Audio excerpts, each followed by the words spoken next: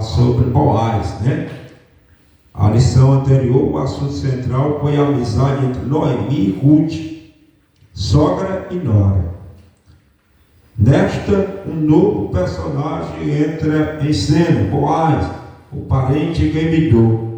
Veremos como Deus da providência recompensa os que se doam a bons relacionamentos. Então hoje a gente vai aprender um pouquinho aqui sobre Boaz, né? Que foi exatamente o parente remidor que entra agora na história, que vem trazer exatamente a recompensa para Ruth, dela ter largado a família dela, o país dela, o Deus dela, e agora vir a servir o Deus de Israel, né? Então é uma linda história que nós temos na palavra de Deus. Primeiro ponto, Boaz, o remidor, um homem próspero. O capítulo 2 de Ruth nos apresenta Boaz, um homem valente e poderoso da geração de Elimeleque. Ruth capítulo 2, versículo 1.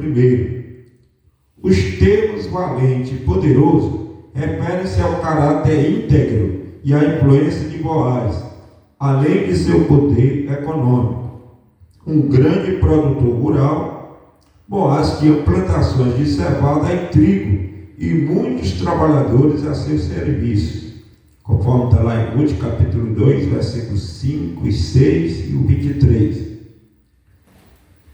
Reunia qualificações e condições para cumprir o papel do remidor.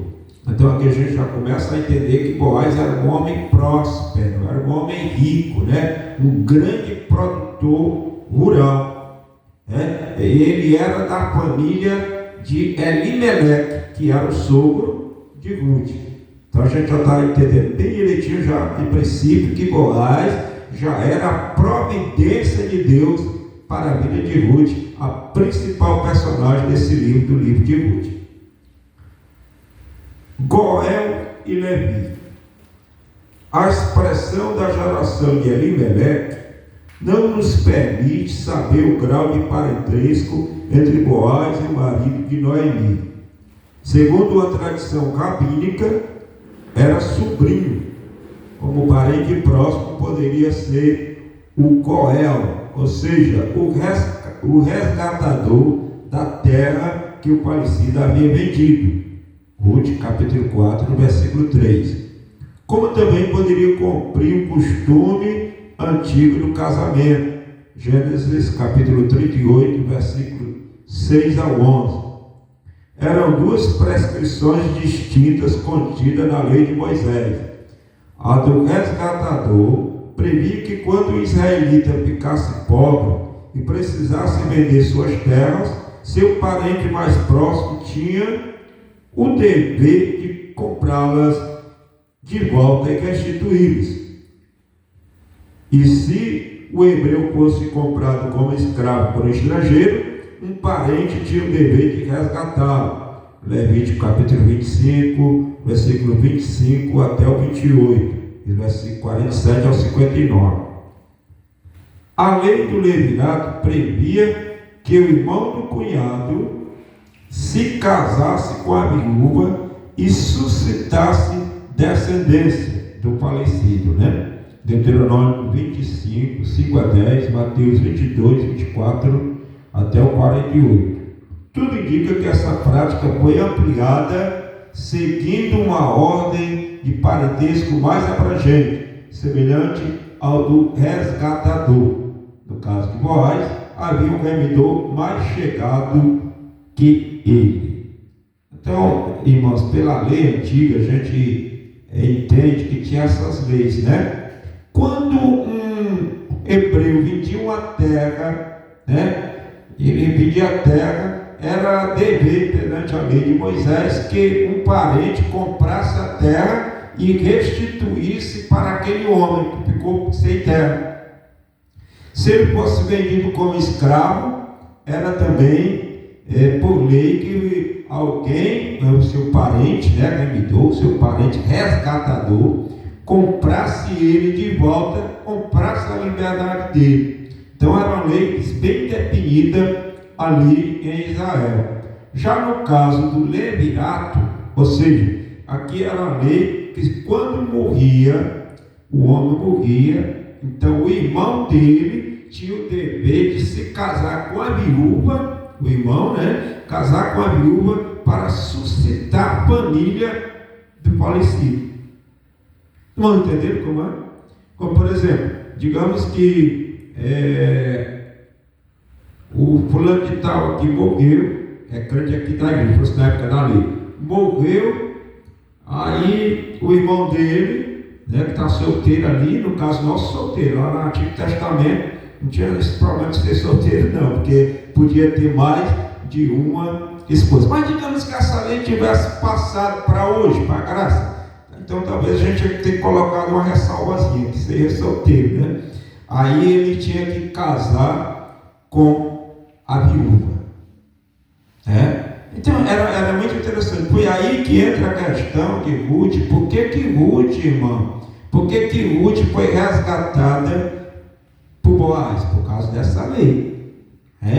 Quando ela foi colher espiga no campo de Boaz, quando Boaz já sabia de toda a história de Ruth, e quando Ruth se propõe a se achegar a Boaz, ele prontamente aceita, mas ele foi procurar se tinha algum remidor mais próximo, porque tinha que ser tipo uma sequência. Fulano de tal ali era irmão do teu marido, eu sou só sobrinho do Elimeleque, eu não sou irmão do teu marido, talvez eu era primo, era primo do teu marido, então vou procurar se tem alguém mais próximo para seguir o levirato. Como ninguém quis, então realmente Boaz foi quem assumiu o caso de casar com a Ruth. É uma história muito linda que nós vemos aí e traz algumas lições para nós através desta lição, Vamos observar aqui no terceiro item do primeiro ponto, fala sobre temor e respeito. A saudação de Boaz a seus empregados demonstra que ele temia a Deus. A invocação a Jeová, o Senhor seja convosco, dirigida a todos os seguidores, indicam também seu respeito aos que com ele trabalhavam. Os empregados lhe atribuem como uma saudação também amistosa e piedosa. O Senhor te abençoe. Patrões e empregados devem se tratar com mútua consideração, reconhecendo a posição e o papel próprio de cada um na relação de trabalho. Então, irmãos, uma coisa que nos chama a atenção aqui sobre Boaz era um homem temente a Deus, e ele tratava os empregados com cortesia. Às vezes, até hoje, existem pessoas que são ricas, crente mesmo, e que humilham os empregados. Não é verdade? Alguém aqui já trabalhou com alguém assim? Já, mãe? Pessoas que tratam a gente como se a gente fosse assim um lixo. Mas a própria Bíblia, ela tem uma determinação, ela nos ensina como que deve ser o tratamento do patrão com o empregado e do empregado para com o patrão.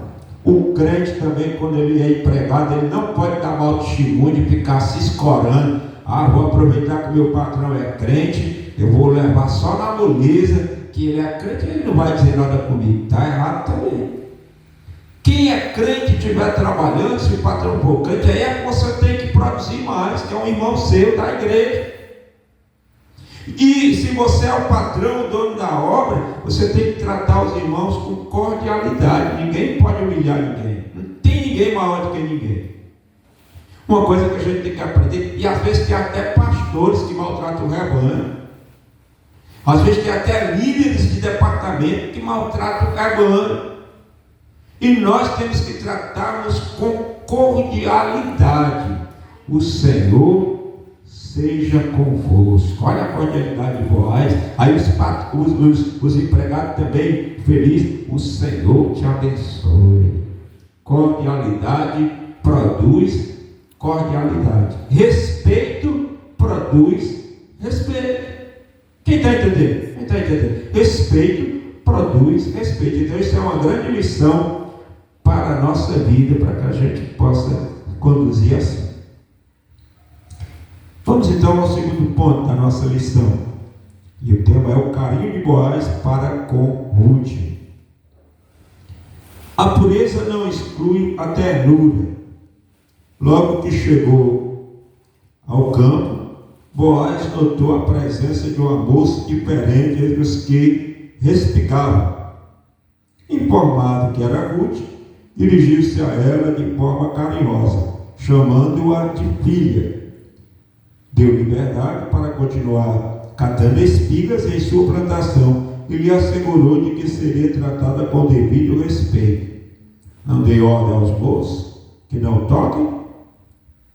Boaz se preocupou com a segurança de Ruth. Assédio moral e sexual são atitudes pecaminosas e perturbadoras no ambiente laboral e em qualquer área da vida. Então, já naquela época, na época do Antigo Testamento, já existia a história do assédio moral e do assédio sexual. E aqui o comentador está dizendo que isso na área laboral ou em qualquer área, isso é terrível. Que é a área laboral? A área de trabalho, na empresa. Quantas vezes as mulheres trabalham e os seus chefes vão assediá-las? Ou sexualmente, ou moralmente. Os irmãos sabem definir qual a diferença de assédio sexual para assédio moral? Alguns irmãos querem dar uma definição? O assédio moral é quando o homem ou mulher está sendo maltratado pelo empregador. Tipo quando o empregador diz assim: vocês são as tartarugas, bando de preguiçosos. Isso aí é assédio moral. Que se o grupo se reunir e levar lá no Ministério do Trabalho, a empresa pode ser autuada exatamente no crime de assédio moral. Nenhum patrão tem o direito de humilhar o empregado. Se o empregado não estiver produzindo, pode demitir, mas humilhar não pode.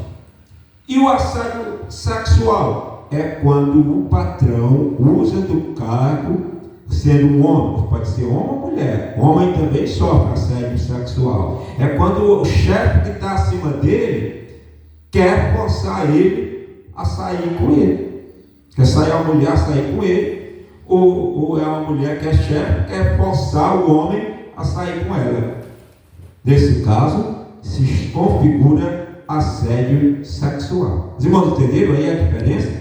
Então, bom, foi isso que Boaz falou para os empregados: não toqueis em Ruth. Já tinha a preocupação dele da segurança de Ruth. Vocês não vão tocar, nem vão maltratar com palavras e nem vão querer se aproveitar para partir para um ato. Então Boaz é um homem muito inteligente, um homem de uma capacidade maravilhosa de entendimento. Ele era rico, ele tinha muitos empregados ali naquela lavoura dele, de trigo, de cevada, e ele entendia muito bem os trâmites, de toda a movimentação dos trabalhadores, dos empregados. No meio daquelas pessoas tinha alguém que era de má índole. Em todo canto tem gente de má índole e de boa índole. Então Boaz, ele entendia isso, por isso que ele deu essa determinação aos seus funcionários que respeitassem Ruth. Glórias ao nome do Senhor. Amém, pessoal? Boaz era um cavalheiro, muito educado com todos. Um viver santo não exige que sejamos rudes e descorteses. Está vendo, irmão? Olha que outra coisa que chama a atenção. Boaz era um homem educado, era um homem educado, cavaleiro com todo mundo. Aí aqui o comentador fala uma coisa muito importante: um viver santo não exige que sejamos rudes e descorteses. Tem pessoas que às vezes, no meio dessa igreja mesmo, que são santos e tratam todo mundo mal, porque o santarrão, não é nem o santo, é o santarrão. O santarrão acha que só ele é certo, todo mundo está errado. Você conhece algum santarrão? O santarrão é aquela pessoa que olha para você e diz: você está errado. O santarrão: eu não vou falar com você porque você está em pecado. Eu não falo com pecador. Olha aí, irmãos. Não é pecador também? Quantas vezes Jesus, que é o homem mais santo que palmilhou esta terra, rejeitou pegar a mão de uma prostituta?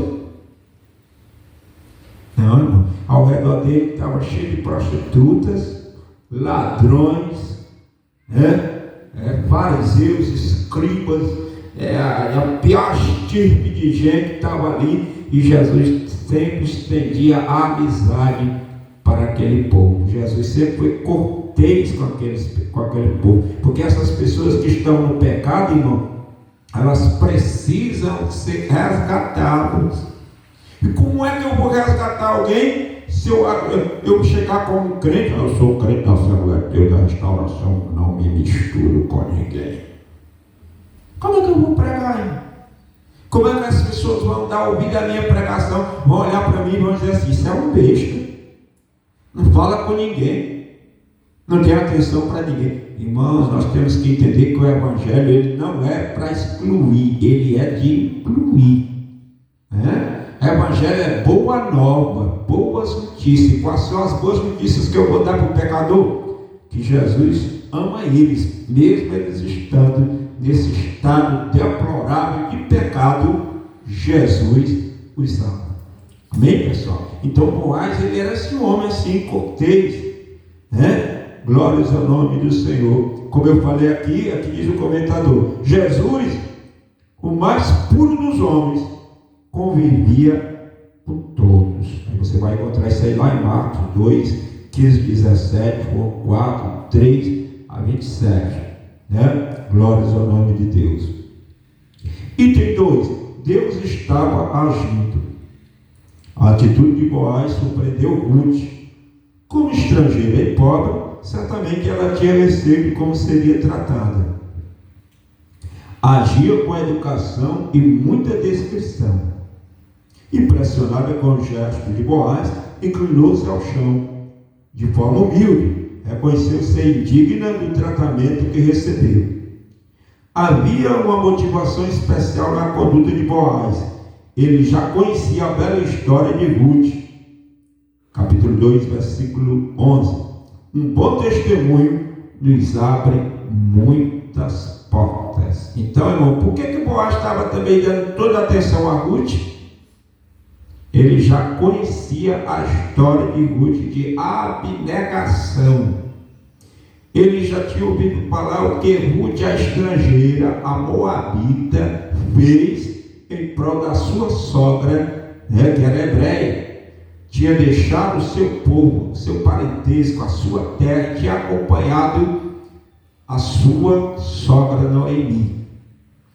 Então, irmão, aqui um bom testemunho abre muitas portas para nós, até na porta de emprego. Um crente de uma vida exemplar, o crente de uma vida no altar, vai pedir emprego, e o dono da empresa conhece o histórico dele. Ele vai olhar e vai dizer: esse rapaz não bebe, esse rapaz não fuma, esse rapaz não usa droga, esse rapaz vai só para a igreja, e esse rapaz também, ele não é encrenqueiro, ele é uma pessoa de boa índole. Então vamos empregar, vamos dar uma chance para ele. Então, o bom testemunho até lá fora vai abrir muitas portas para o crente. Quem concorda comigo? Concorda comigo? Então, irmão, que nós procuremos ser assim, dar esse bom testemunho para que as portas se abram para nós.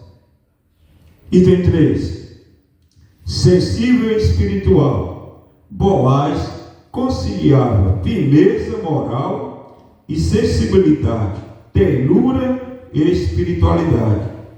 O versículo-chave do livro é a declaração feita por ele a Ruth, capítulo 2, versículo 12. Boaz tinha uma profunda compreensão espiritual. Ele reconhecia que o Deus dos hebreus não estava limitado a fronteiras territoriais ou barreiras étnicas. E como servo de Yahvé, estava sendo usado para abençoar uma piedosa moabita. Suas palavras tocaram profundamente o coração de Ruth e lhe deram grande conforto. Os irmãos, notam aí que Boaz era um homem tão espiritual que lá atrás ele compreendeu, ele vivia no meio de uma sociedade dos hebreus, israelita, em que naquela época os israelitas, eles muitas das vezes rejeitavam os estrangeiros. O israelita, meu amado irmão, ele tinha um profundo senso de santificação para com Deus, e às vezes ele não entendia que Deus poderia incluir um estrangeiro no projeto de salvação. Amém, pessoal? É tanto que lá ainda no Novo Testamento, ainda na época apostólica, Deus mandou, Jesus manda que Pedro vá pregar para os gentios, e Pedro não queria ir. De maneira nenhuma, Pedro queria, Deus tocando ali a necessidade, os campos estrangeiros se abrindo, e Pedro sem querer pregar. Aí Deus manda uma visão, de uns animais impuros, lençol, um bocado de animais impuros, e uma voz diz assim: Pedro, mata e come. E aí Pedro olha aqui e diz: não, eu jamais botei na minha boca uma coisa impura, de maneira popular comer isso. Aí a voz diz: Pedro, não diga que é impuro aquilo que Deus santificou.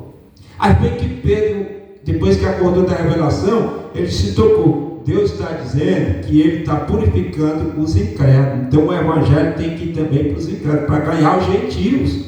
Foi aí que o evangelho foi estendido para nós, porque se o evangelho fosse pregado só para judeu, até hoje nós éramos incrédulos, até hoje nós estávamos condenados. Então a igreja também tem que colocar isso na cabeça: a pregação não é só para os crentes, e aliás, a pregação é principalmente para os incrédulos. A maior missão da igreja é anunciar o evangelho para os incrédulos. Quem crê nisso? A maior missão nossa, nós pregamos entre quatro paredes, Deus abençoa. Por que a nossa pregação com o tempo as pessoas não valorizam tanto, nós que somos de casa? Porque nós não fomos feitos para pregar dentro das quatro paredes, mas nós fomos feitos para pregar nas ruas, de porta em porta, de casa em casa, pregar para aqueles que estão lá fora, fazer o ID de Cristo, chamando as pessoas para aceitar a Cristo como Salvador de suas vidas, tá bom? Amém? Podemos passar para frente? Amém, né? Terceiro ponto: a colheita de Ruth e a sua sobrevivência. A lei da semeadura. Uma cosmovisão secular produz a ilusão de que vivemos em um mundo dos homens apartados de Deus e não afetados por Ele. Isso é fruto de uma incredulidade crescente, essa visão dualista em nada condiz com as Escrituras e com a realidade dos que confiam no Senhor da providência. Ruth decidiu servir a Deus de Israel em vez de Quemós, o Deus dos Moabitas, cuja adoração incluía o sacrifício de criança. Então, no mundo secular existe aquela ideia de que os homens estão apartados de Deus e que não são influenciados por Ele. O que significa isso? As pessoas acham que o mundo está aí. Se Deus existisse, fulano de tal é tão pecador e Deus não faz nada. Como é que Deus existe? Deus não liga para isso. Deus não está preocupado com isso, não.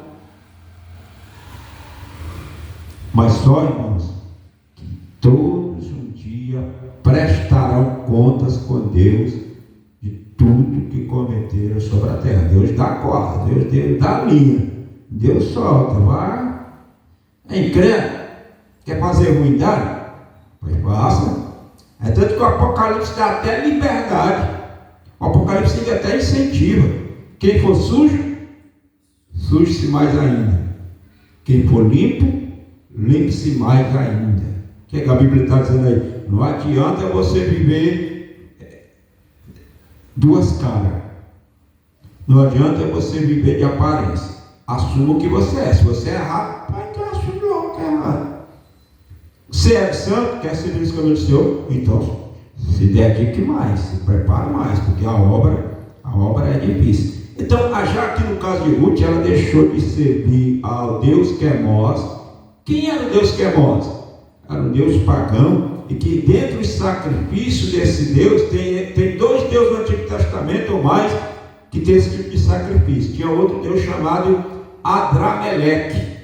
Adrameleque também era assim. Eles faziam, no caso de Adrameleque, eles faziam uma estátua de ferro, toda oca, colocavam as crianças dentro e faziam uma fogueira ao redor da estátua, e as crianças eram queimadas vivas.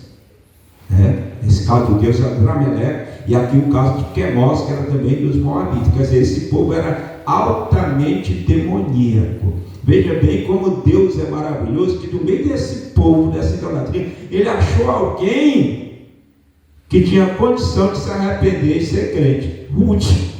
Ruth era desse povo. O Deus de Ruth era esse Quermós, que matava criança. E agora ela se arrepende e se torna uma serva de Deus e faz parte da linhagem do próprio Jesus Cristo. Oh glória, que milagre, né, irmãos? Como Deus transforma a vida, como Deus pode mudar a sua vida também. Você que vai depois ouvir através do YouTube essa lição, Deus pode também libertar você. Glórias ao nome do Senhor. Amém, igreja? Louvado seja Deus. Então,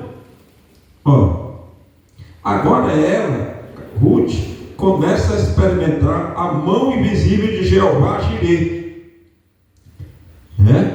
agindo graciosamente em seu favor. A lei da semeadura funciona integralmente. O que a lei da semeadura diz? Quem pouco semeia, vamos se lembrar, quem pouco semeia, pouco ceifará ou colherá. Quem muito semeia, muito colherá. Pastor, por que a nossa igreja tem pouca gente atualmente? Tem vários fatores, e um dos tais, nós semeamos pouco. Nós não podemos negar, nós estamos semeando pouco, então nós teríamos que semear mais. Se eu plantar 1 quilo de feijão, vai produzir ali um bocado de feijão.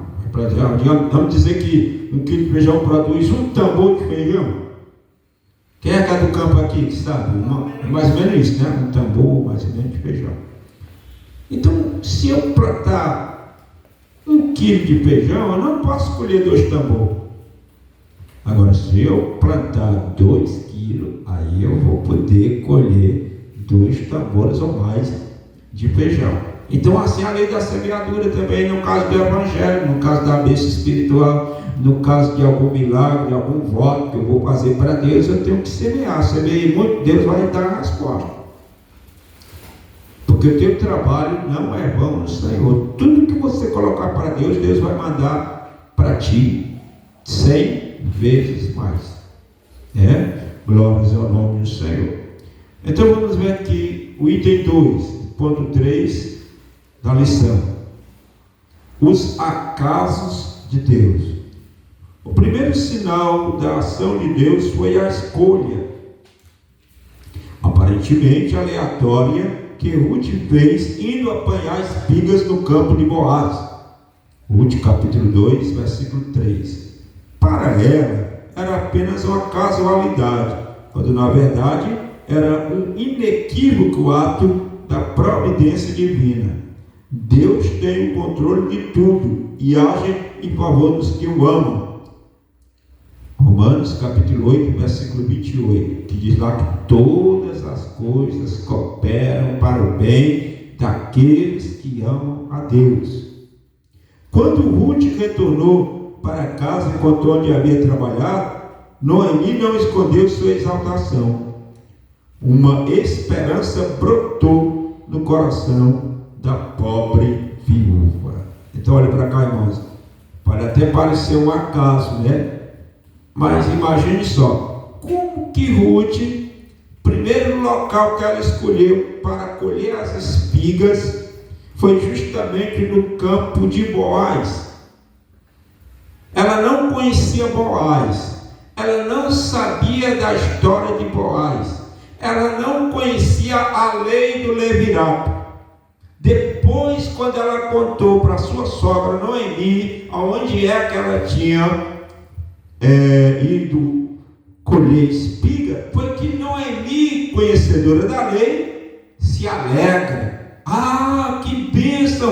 Você foi colher no campo de um parente remidor. Oh, glória!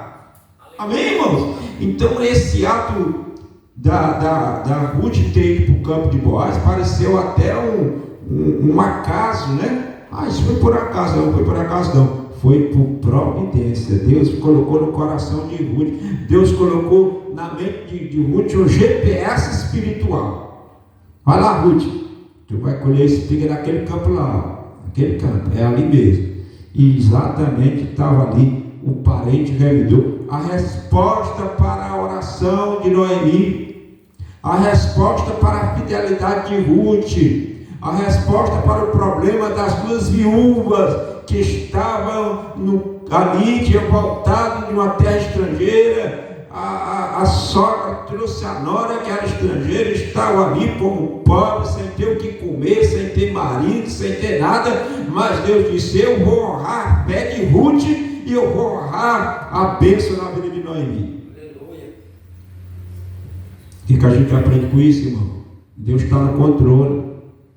Você está passando uma luta, uma dificuldade, não se desespera não, Deus está no controle, e no tempo certo Deus vai agir. A gente é porque a gente se apressa, a gente está construindo uma obra e não está dando certo, a gente, meu Deus, eu sou teu servo, e aí, Senhor, está faltando cimento, tijolo, está faltando dinheiro para pagar o pedreiro, o que eu faço? Deus, calma, não sou eu teu Senhor? Eu não sou teu provedor? Alguma vez eu te deixei na mão? Não, Senhor, pois então calma, acalma-te,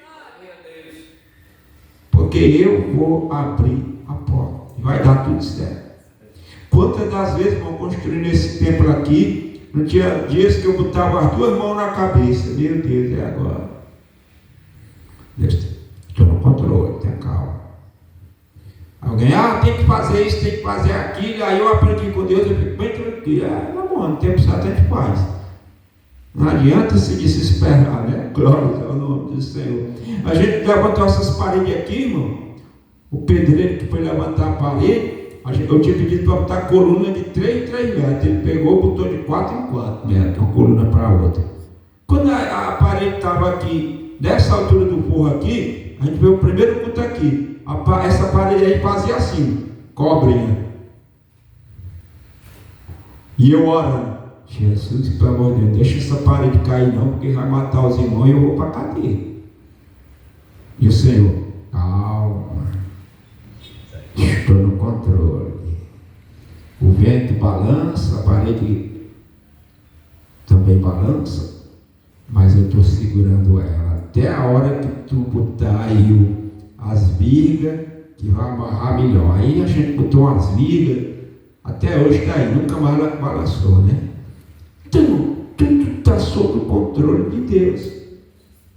Tudo é Deus que escolhe. Tudo aqui nessa obra aqui, para a glória de Deus, foi Deus que escolheu. Para botar o piso, Deus usou alguém e fez um voto: se eu ganhar uma bênção, eu vou dar uma ajuda no piso. Aí, pá, pegou o piso. Outro um precatório, 5 anos não recebia, botou o voto: se Deus me abençoar, vai sair a bênção.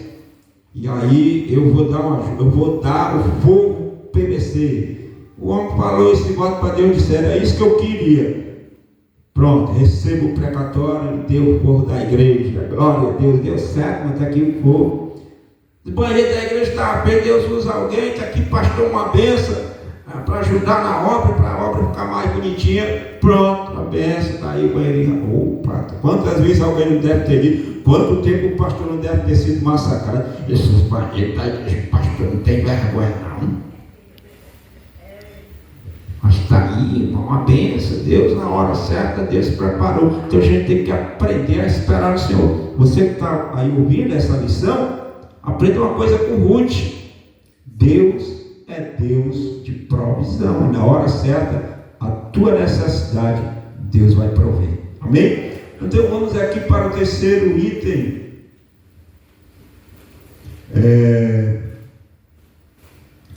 O resultado da colheita. Alguns frutos de nossas ações são colhidos de imediato, outros levam tempo para aparecer. Pela forma graciosa como era tratada, Ruth colhia cereais em abundância, diariamente nos campos de Boaz. A colheita garantia sua sobrevivência e de sua sogra. O trabalho árduo durou toda a estação, entre março e abril. Colheu cevada, e de abril a junho, trigo. Concluído o trabalho, ficou com a sogra. Ruth capítulo 2, versículo 23. Uma colheita ainda maior seria feita por ela em tempo oportuno.